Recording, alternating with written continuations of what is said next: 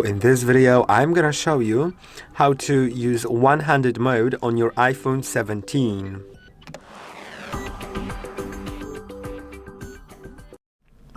To use one-handed mode, which will let you use your phone with just your thumb, first we'll need to, hold on a second, I'm gonna turn the brightness a little bit up.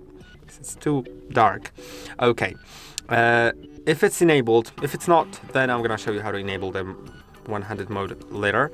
But if it's enabled in settings, you can simply slide down at the bottom of your screen like that.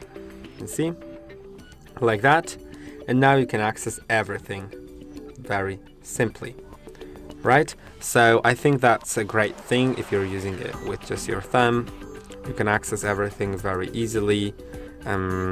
If you want to exit out of the mode, you can just tap anywhere above the top of the screen and you'll see it goes back. So this is the one-handed mode. Now I'm gonna also show you one-handed keyboard, because there's also an option for that.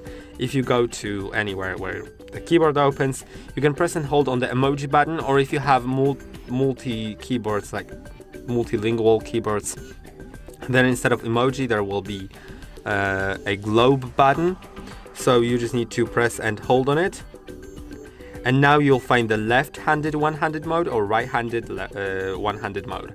So I'll select the right-handed one. I'm right-handed, and now we can easily use it with just one hand, and as you can see, it's possible. So I think that's great.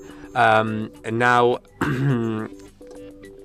if you don't have the one-handed mode enabled on your iPhone, then go to accessibility in settings, then go to touch and find reachability, and when it's enabled it'll work.